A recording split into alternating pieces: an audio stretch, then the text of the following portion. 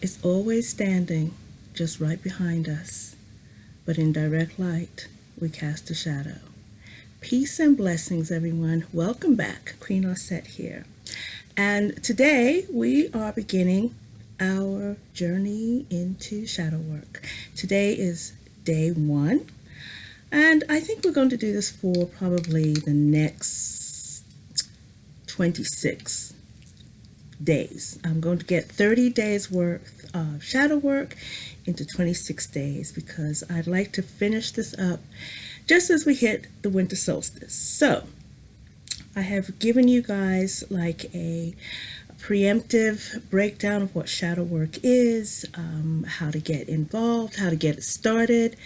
I've given you some suggestions for decks, etc., etc. So you're going to need a few other things, of course. Oh, there you are. Everybody's looking good. I hope everyone enjoyed their Thanksgiving. Okay, so you are going to need on this journey a mirror, and you'll see why in a little while. Need a mirror? Yes, you're going to need a mirror. You're going to need a notebook so that you can journal. Any notebook is fine, something that you're comfortable with. I love these, but you might want to go and get something fancy like this, okay? This is to chronicle your journey over the next month. So excuse the noise. I need to clear off this table as we go along. Okay. You will also need your tarot decks, as I had suggested, and if you have them, or a set of oracle cards. Okay? So, shadow work. Most of us go to great lengths to protect our self-image from anything unflattering or unfamiliar. And it tends to become easier to see or observe shadow in another person before we acknowledge our own. You know, any situation, it's always the other person. We really don't have much to do with it. You know, that's our ego talking. And we're going to speak about projection. I'm sorry about the glare in my glasses, but I'm not wearing my contacts today. Anyway, exploring your shadow can lead to greater authenticity, creativity, and energy, and personal awakening, okay? Because you start on working, releasing, rather, some of these things that may have held you back, okay? So the shadow is the dark side of our personality because it consists chiefly of primitive, negative human emotions and impulses like rage, envy, greed, selfishness, desire, and the striving for power, which I don't think those are so primitive. You know, I think for many of us, those attributes, those characteristics were all, I don't know, a matter of survival, you know. Okay, so whatever we perceive as inferior, evil, or unacceptable can become part of our shadow as well. You know, anything that's incompatible with our chosen attitude about ourselves is regarded to be on the dark side, or it's relegated to the dark side. Let's see. These unexamined or disowned parts of our personality, you know, when we start to do shadow work, they don't go anywhere. They are suppressed, held down, and maybe this is one of the reasons why I have an issue with the word integrate, because integrate makes me think of these parts are not really part of myself, that they are not part of who I am, like I have to retrieve them from someplace. But I guess I'll come to terms with that word somewhere down the line. You know, one of the things that I have learned is that just because it's always been said doesn't mean that it is correct or it is the right thing to say. So sometimes we have to find our own vocabulary. For me, integrate means that something is not part of who I am, and I have to get it to make it fit into who I am. Okay, so when we continue to repress these parts of ourselves that are, not by society standards, the right things, the right way to be, the right attitude, these aspects can arise. They can create problems in our life, and these could be jealousy, again, greed. It could be envy. Any of those things that are not acceptable by society. What's going on here? Oh, it's my necklace. Anyway, so how a shadow was born. So every child, knows that kindness, love, and generosity is something that's natural to it. But this same child can also express anger, selfishness, and greed. So when these emotions are exhibited by the child, and the parent witnesses it, you can be chastised. So when you are chastised, there is a fear of you're going to lose that part of yourself that makes you feel secure. Oh, if I act up, mommy and daddy won't love me. They won't take care of me. These things come up when you are a child. Now, I, until recently, didn't think that I had any inner child work to do per se. And I'm still not really sure if I have any inner child work to do. I think when you become used to things being a certain way all the time, becomes your norm, it's outside influences that make you think that that is not the norm. And maybe I'll discuss that a little bit later on as I go on. So as children, when we express certain parts of ourselves, we receive negative cues from our environment. Maybe we got angry and threw a temper tantrum. Our parents reprimanded the outburst and sent us to our rooms. Well, my parents didn't send me to my room. My mother gave me that look. You know that look I'm talking about, right? And if it had to go beyond the look, there was no negotiating that, okay? And if it had to go beyond that, when my mother said, I'm going to tell your father, I'm telling you, there is nothing that you could have done to appease that. So that whole going to the room thing, that didn't exist in my household. And I'm sure for many of you, maybe it didn't exist in yours either. And I'm going to tell you, maybe it wasn't so bad. I don't know. Or perhaps we acted boldly, playfully, spontaneously, or silly in our first grade classroom, and our teacher shamed us for our lack of decorum in front of the class and told us to sit down. Right? So, whenever it happened, these things could threaten our basic needs. With the disapproval of our parents, threaten our safety. With the disapproval of our teachers and classmates, jeopardize our need to belong. And there's a poet, Robert Bly, who says that the child puts all of these unwanted parts into an invisible bag and drags it behind him. So I'm not going to make this first video too long. So one of the things that I want to do, I want to get right into doing some exercises, because as I said, we're going to be together for the next 30 days, right? Let's see, I have something here.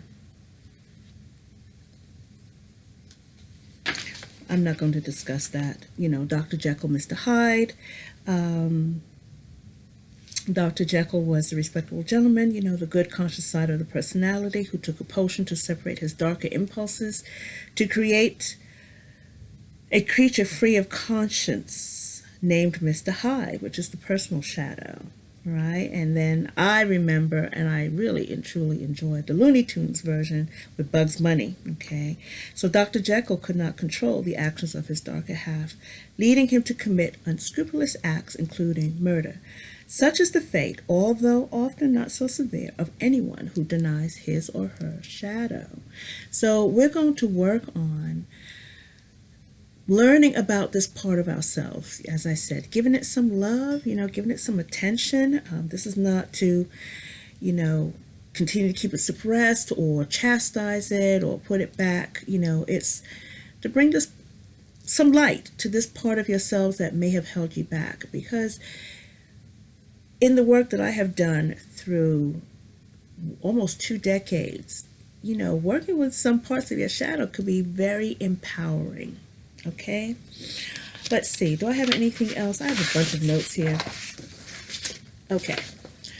5 benefits of working with your shadow: improve relationships, a clearer perception. You see yourself and others as they are. You have a better view of things, a clearer lens that you're working with. Enhanced energy and physical health. Psychological integration and maturity. Boy, am I using some big words. Greater creativity. You unleash your passions. Nothing wrong with that. Okay, so what I really want to reiterate and encourage is that you must cultivate self-compassion. All right? Before you get to know your shadow, it is helpful to cultivate a sense of unconditional friendliness with oneself, right? And it said in Buddhism, this is called the Maitri. Without friendliness and self-compassion, it is difficult to take a look at the darker stuff. And that's where this comes in. So boom, damn, you're fine. You looking good today? Yes, we have all that dark, yucky stuff to deal with, but you are still looking good. You pull out that mirror, and that's what you do for yourself, okay? Get yourself a nice mirror like this. Okay.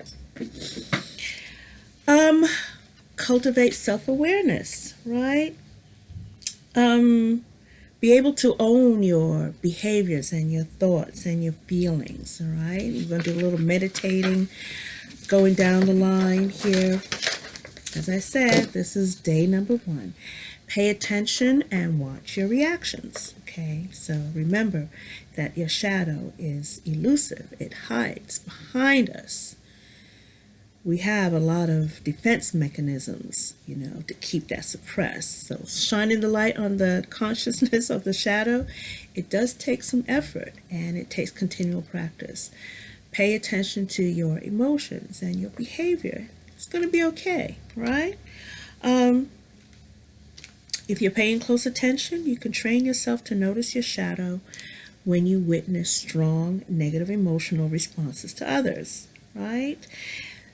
Keep in mind that we rarely have time to work through these emotions on the spot. So that's why, if you watch my Gemini full moon video, I talked about taking time.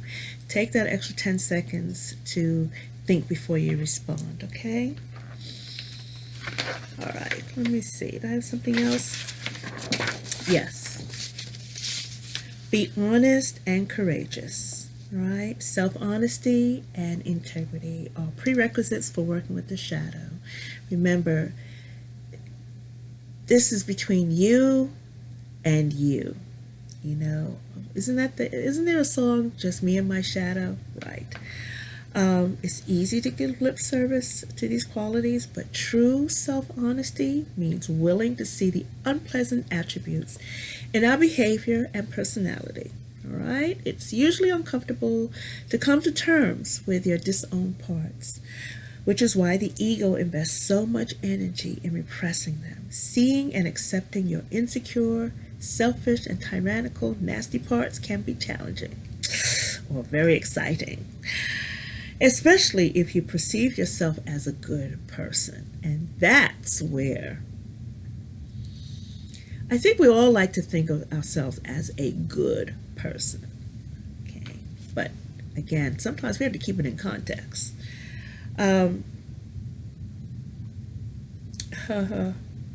Many of us were raised during the self-esteem movement that started in the 1970s. We were praised by our parents and teachers, even when there was no merit for this praise. And this created a false sense of worth that masked deep-rooted insecurity. Now, again, that's a little different for me too, because praise was not that forthcoming when I was growing up, not in my household.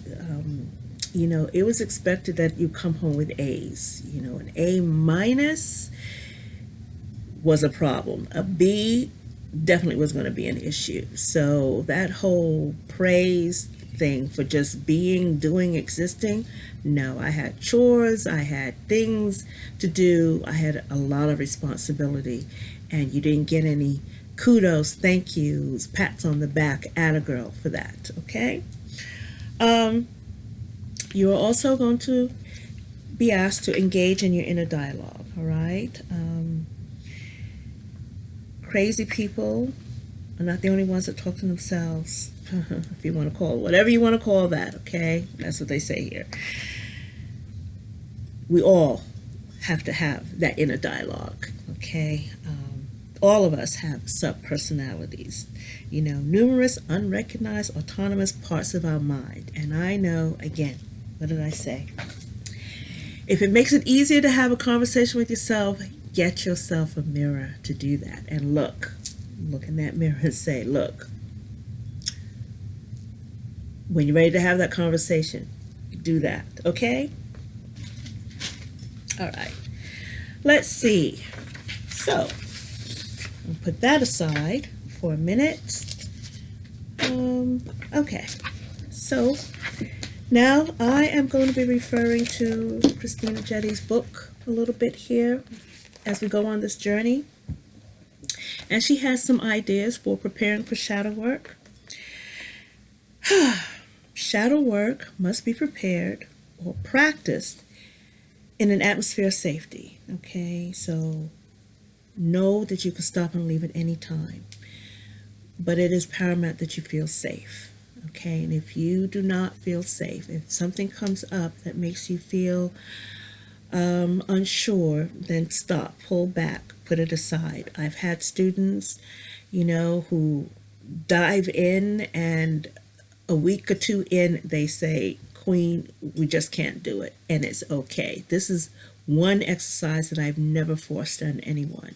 I suggested for many of us to do. I hate when my necklaces are like this. I do say that, don't I? Okay, so she says, create sacred space.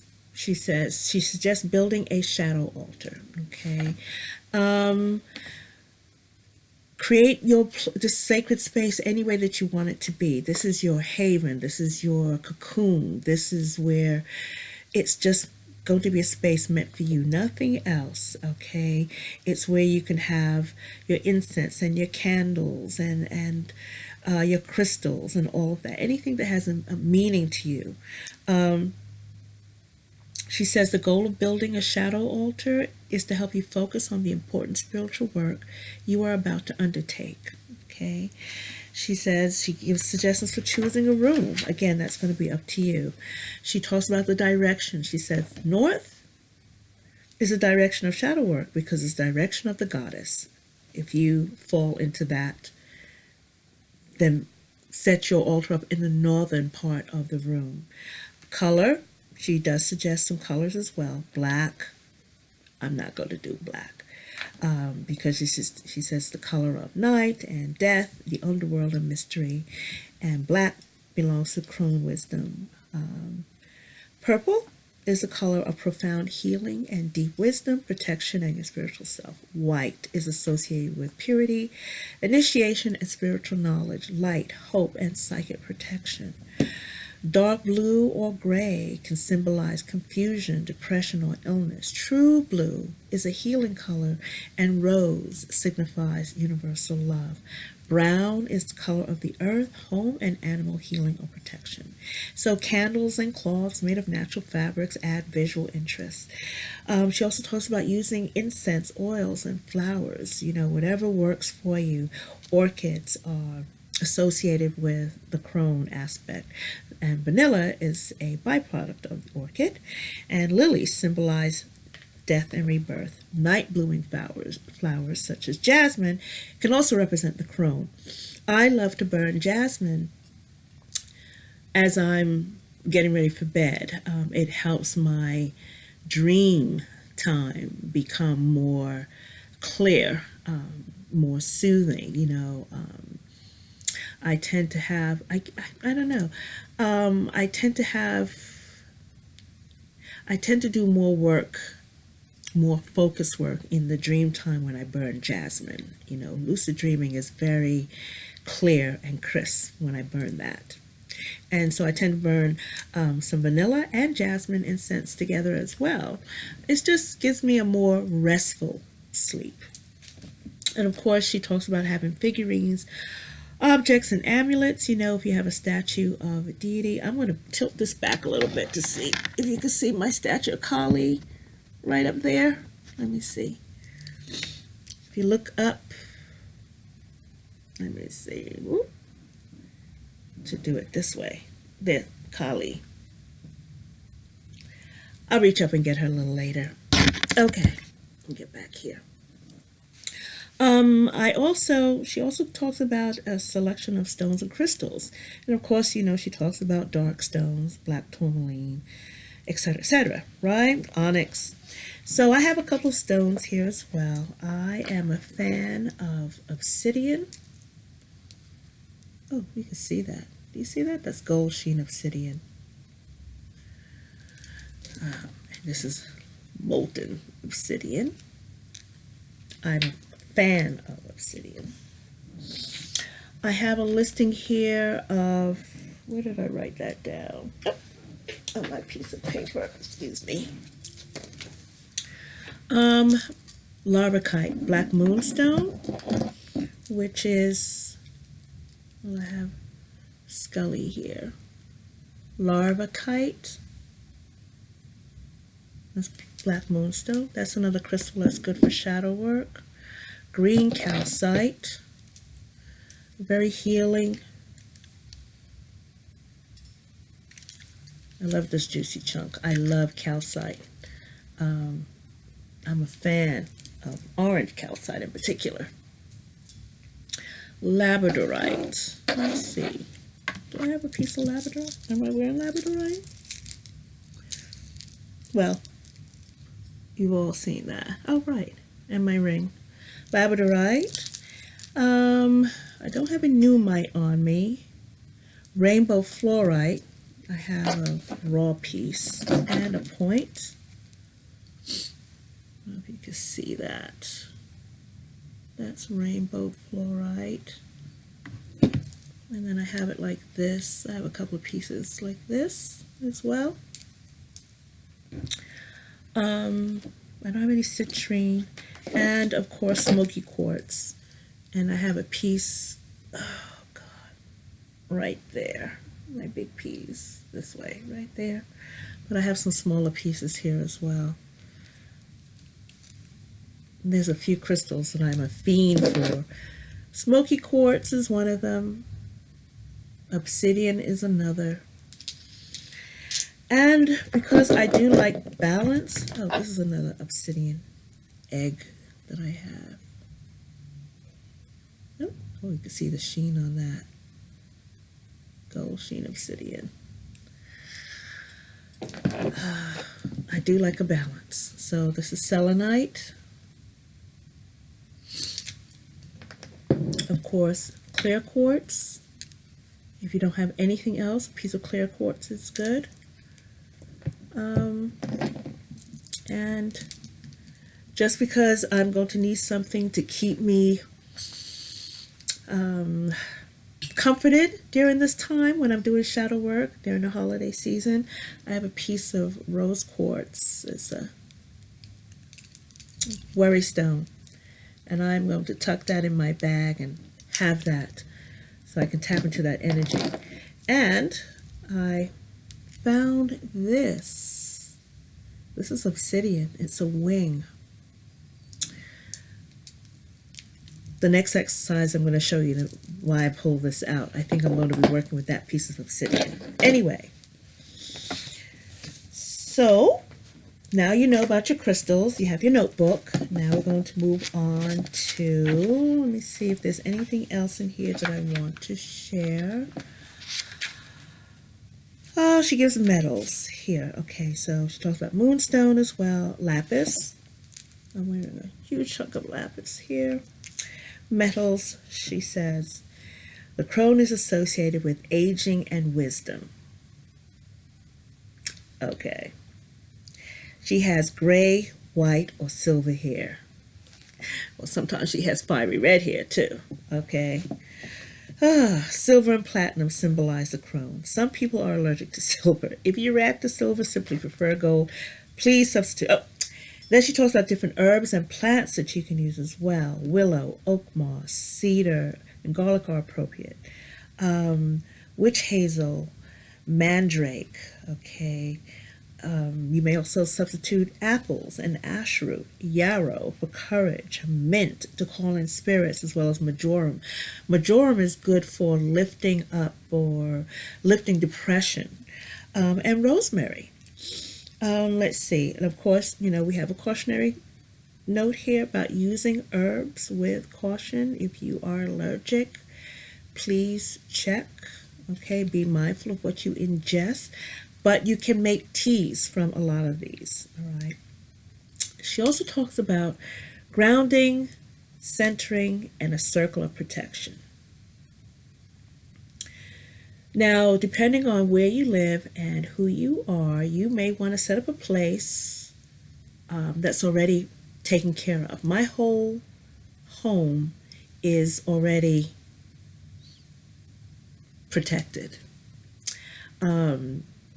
Nothing comes into my home uninvited. Nothing crosses the threshold uninvited. Maintenance people come in and within 3 minutes they have finished what they need to do and they're out the door. So nothing, my house is warded, safe, and protected. But you may just have a room where you live. So whatever you need to do to set up that sphere of protection and being grounded, you want to do that so that you feel your space really becomes centered and sacred for you. All right. We'll get into this a little bit later. She talks about breathing techniques, grounding yourself. You know, sit still for a minute and imagine, put your feet flat on the floor. I can't speak today. Put your feet flat on the floor and imagine them growing roots and send it straight down into the earth. And then pull that energy back up and feel that come up. Your toes, to your ankles, to your knees, to your hip bones. Bring it all the way up. To your shoulders, your neck, the top of your head. Bring it up over the front of your head. Let's go back down over the back of your head to your shoulders, your spine,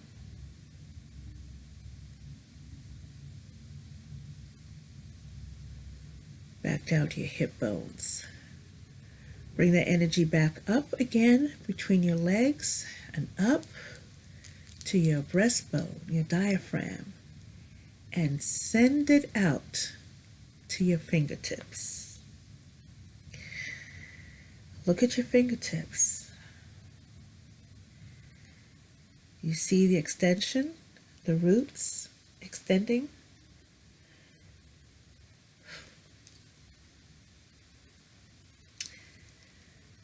Inhale, exhale. And that's my grounding technique. Find something that works for you. Maybe a little bit later on, I'll do something else. Okay, so our first exercise is, because we're going into 29 minutes and I did not want to keep you. Again, as I said,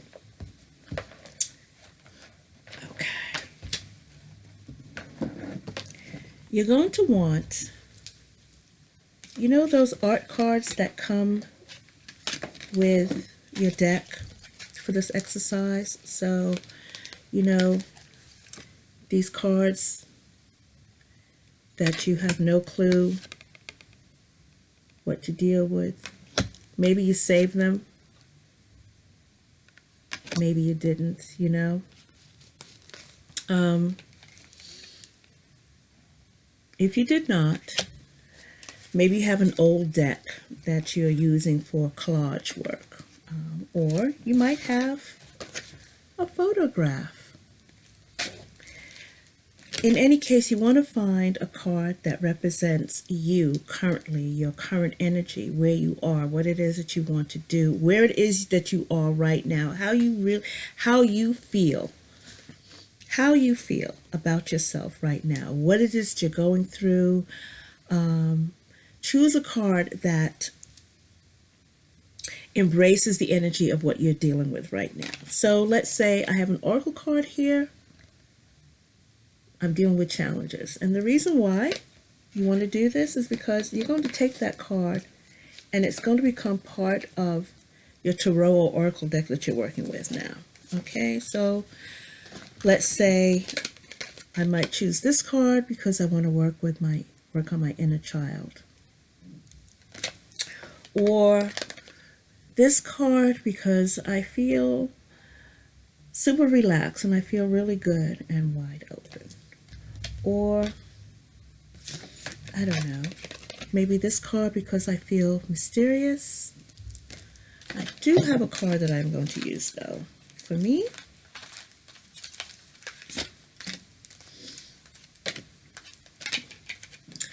I don't know, maybe that one. Or this is from the Gaia Tarot. I trimmed it.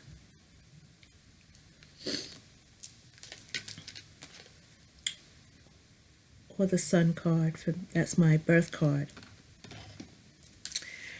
Of course, I have a couple of cards here that I use, that I keep in my wallet that I will use. So you can use any card. I mean, I have a business card. You could use that as well. Again, another oracle card. Maybe I'm feeling balanced. So choose a card that represents your current energy. You can use an art card. I have some stickers here.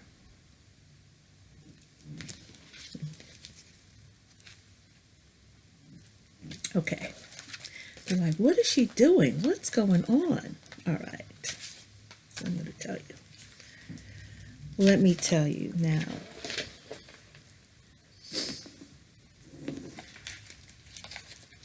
Let's say the tarot deck you're working with is Jacoli.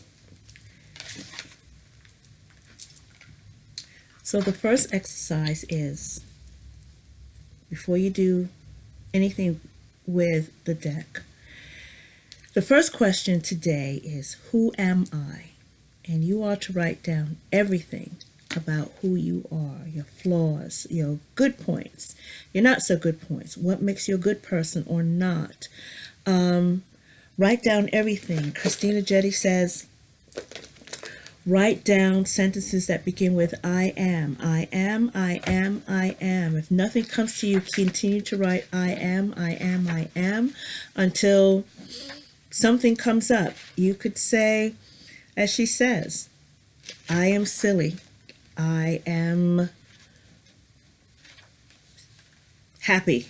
I am tired. I am hungry. And then you take it a little bit deeper and you could say, I am lonely. I am sad. I am in need of a pedicure. I am, where is it here? And she talks about that. Writing down the I am. I am. Who are you? Who are you? Okay. I am a mother. I am an older woman. I am a black woman. I am a single parent. I am a creative person. I am a diva some days. I am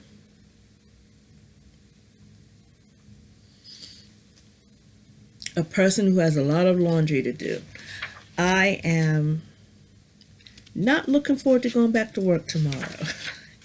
Write down who you know.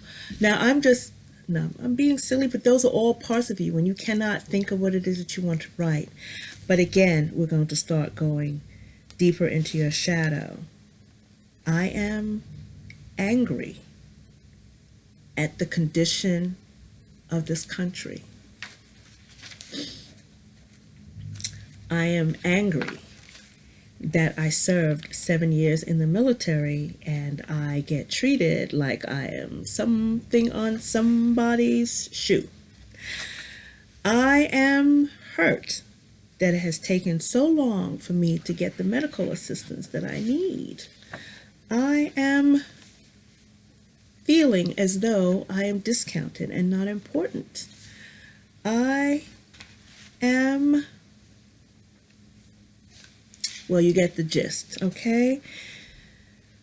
So we're going to be doing exercises like this as we go along. I cannot believe that I cannot find what I was looking for. I had it here. This is what happens when you don't mark. I had it marked. Anyway. Well, I created a spread based on I am, okay?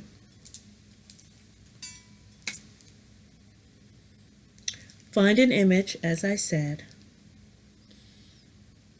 Find or create an image of who you are, okay? Right now at this moment. Some people have created mandalas, do a drawing. As I said, you can use a photograph, an image from a card. This is who I am right now. This is one thing that I know for sure right now. This is my birth sign, the sun, and that, no matter what I do, will not change. So I'm going to take this card and I'm going to put it in my deck, and you're going to ask 2 questions. You're going to shuffle, shuffle, shuffle. Okay. You don't want your card to be bigger than the deck. Let's see. This is the fairy tale oracle. I have this card. You see, it's like the same size. You don't want the card to be bigger than the deck. You're going to shuffle and you're going to ask, who am I? So I'm putting the card in and I'm going to shuffle the deck. And the first card, let me go back. What you're going to do is look for the card that you put inside the deck. So I just put an oracle card in here.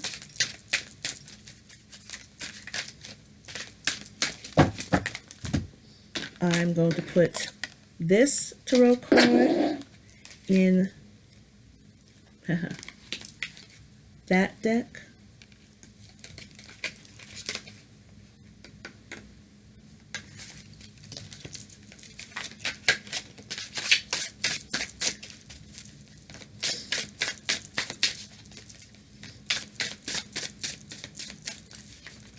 Give that deck a good shuffle. I have that oracle card in this deck. You only need to do this with one deck that you have, okay? And I'm showing you 3 decks. And of course, everyone's favorite, the Nicolette Chicoli. I'm going to ask, as I'm shuffling, I'm going to put, let me see, I have a card that I can put in.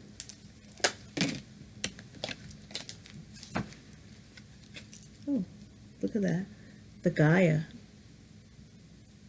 card fits in that deck.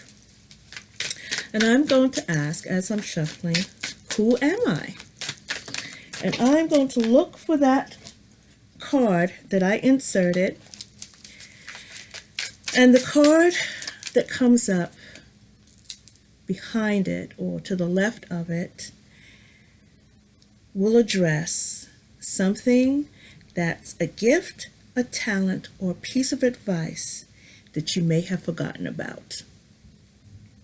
And the card that comes to the right of that is a gift or a talent or piece of advice that will assist you on your journey or may assist you on your journey. So let's see.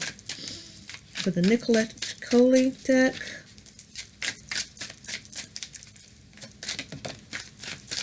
and the reason why you're going to use a card that's different than the deck that you're currently working with, first of all, it makes it a little bit easier to find. Secondly, I think it does something where it shifts what's going on within your mind, because especially if you're familiar with the deck that you're working with, then you're kind of familiar with some of the imagery already. So seeing there's one card that does not belong in that place will shift things to get you on track to focusing and answering these questions. So I have my three cards here. I don't even know what they are, but there I am right now. So when I look at myself, I pulled three. The card to the left is, and I'm not going to read, if you're familiar with the Nicolette Coley deck, it's loosely, and I say loosely, based on the Rider-Waite. Loosely based. So this is from something I have forgotten about. This addresses that question.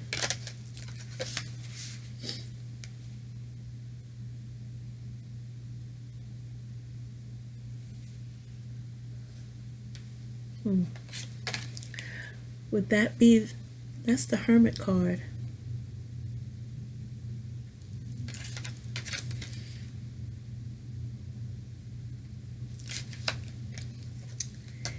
And my advice going forward,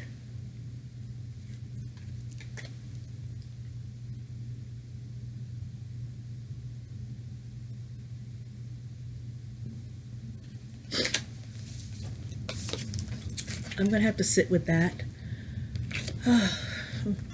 Okay. Now from the Fairy Tale Oracle, as I said, you won't be doing this. I mean, I don't think you need to. I've got cards spinning out all over the place. Okay.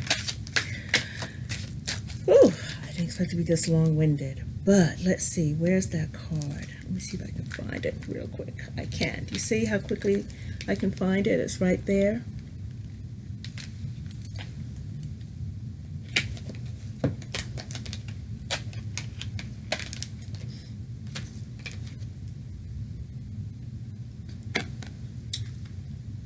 Currently, I chose a card that said, I feel challenged. So, my gift, taboos, Bluebeard, taboos. Gifts, talents, advice, something I left behind.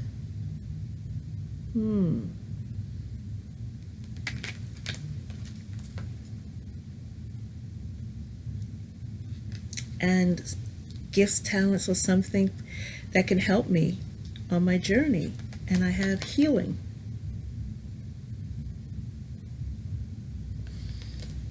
Again, I'm going to sit down with this as well.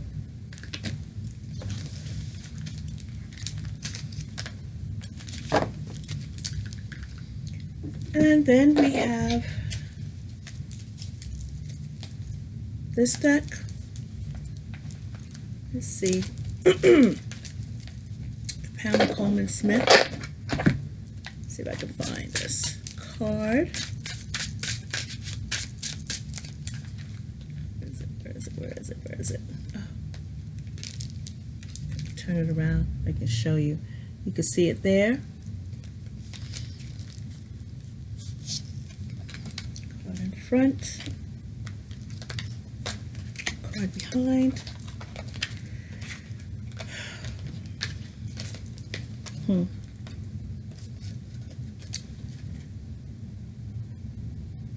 A gift, a talent, or a piece of advice that I may have forgotten about.